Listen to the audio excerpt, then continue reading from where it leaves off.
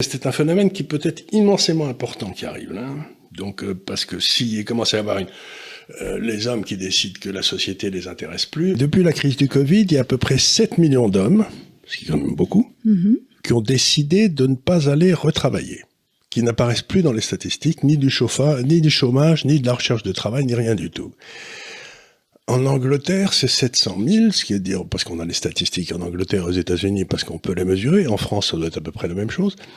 Donc, il me semble qu'il commence à y avoir une espèce de découragement des hommes normaux, enfin des gens, parce que ce sont des gens entre 20 et 55 ans, c'est-à-dire des gens qui sont à l'âge où ils devraient tous travailler, quoi. Enfin, ils sont, en principe, ils travaillaient à 99%. Et quand je vois aujourd'hui tous ces hommes qui se retirent du marché, qui refusent je me dis, qu'est-ce qui est en train de se passer? Une fois qu'il est engagé dans la vie, le type, s'il est normal, il cherche à avoir une famille. Avoir une femme, des enfants, enfin c'est le truc que tout le monde a toujours fait, quoi.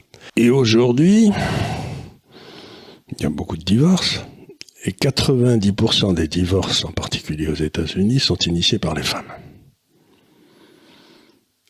Et la législation américaine est ainsi faite, en particulier dans les classes les plus basses de la société, pour que dès qu'une femme quitte son mari, elle devient mère célibataire en quelque sorte, avec les enfants, les subventions arrivent de façon extraordinaire. C'est-à-dire qu'on remplace le père par l'État. Et donc aujourd'hui, 90% des divorces trouvent leur origine dans les femmes qui demandent le divorce. Et à ce moment-là, on s'est rendu compte que statistiquement, en tout cas aux États-Unis, 60% des pères perdaient tout contact avec leurs enfants dans les 2 ans. Alors là, tu as essayé de faire une famille, tu te retrouves à 30-35 ans, t'es viré, tu vois plus tes enfants, t'as plus de famille, et tu dis, mais pourquoi je vais aller bosser? Je vais aller me foutre dans un trou. À partir du moment où le type, on lui dit, tu sers à rien, il va se mettre dans sa grotte. Donc il y a une espèce implicite dans tout le mouvement qui s'est passé depuis 50 ans, 60 ans, il y a une espèce de dévalorisation forcenée du rôle de l'homme tel que l'homme se percevait. Cette notion de famille qui était le but de beaucoup d'hommes, et sans doute de beaucoup de femmes aussi, on la présente plus comme quelque chose de désirable.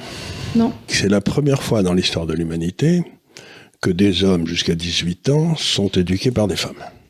Puisqu'aujourd'hui, le corps enseignant est à 65, 70, 75% féminin. Dans le cours de mes études, jusqu'à la fac, pour ainsi dire, il y avait des classes pour hommes et des classes pour femmes. Alors il y a 2 choses qu'il faut dire sur les femmes. La première, c'est que elles ont de façon scientifique, c'est pas une blague, elles ont un mûrissement de leur cerveau beaucoup plus rapide que celui des hommes. Parce que quand elles arrivent à 16 ans, il faut si elles sont enceintes, il faut qu'elles puissent se démerder. Donc, en termes de maturité. Et puis elles ont un cerveau qui est à peu près en place, quoi. Tandis que moi, j'ai toujours prétendu qu'un homme jusqu'à 27 ans, c'est tellement désorganisé là-haut que s'il fait une connerie, il faut être indulgent avec lui, quoi, parce que il est pas bien câblé. Il est pas bien câblé encore. Enfin, il y a des trucs qui sont pas câblés. Il y a des trucs qui s'échappent. Des trucs qui s'échappent. Et comme les femmes sont beaucoup mieux câblées, comme tu le dis, que les hommes, jusqu'à un âge assez avancé, mais qu'est-ce qui se passe? C'est qu'elles sont toujours en tête de classe. Donc, t'as les gars qui sont particulièrement mal câblés, ce qui était mon cas quand j'avais 18 ans ou des trucs comme ça, qui vont toujours se retrouver en queue de classe. Et on va leur donner l'habitude de se considérer comme des crétins. Et alors, dans cette éducation qui est dominée par les femmes, qui est faite pour le compte des femmes, aujourd'hui, il y a à peu près 60% de gens qui vont à l'université, qui réussissent à l'université, qui sont des femmes. C'est-à-dire que tu as une inégalité profonde qui est en train de se créer à l'université même.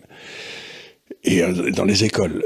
Et parce que les filles sont plus disciplinées, plus sérieuses, etc. Et donc, en quelque sorte, comme beaucoup de choses sont décidées à l'université, à l'école, quand tu as 20 ans ou je sais pas quoi, après ça, c'est un peu cuit. Il y a toute une série de gars qui se réveilleraient peut-être à 22, 23, 24 ans, mais qui sont cuits dès le départ, quoi. C'est-à-dire ceux qui sont le mûr le plus tôt détruisent ceux qui mûrissent plus lentement. Ça me paraît pas quelque chose de particulièrement brillant. Dans une organisation d'enseignement ou même de travail, etc., quand il y a 65% de femmes, plus personne ne vient. C'est-à-dire au bureau? Au bureau, dans la fac, etc., ça n'intéresse plus les femmes. C'est-à-dire que quand les femmes deviennent 65% des gens qui travaillent là, ben, ça n'intéresse plus les autres femmes d'aller, ça n'intéresse plus les hommes d'y aller, parce que c'est un monde qui les emmerde. C'est-à-dire qu'un monde sans hommes, ça n'intéresse ni les hommes ni les femmes.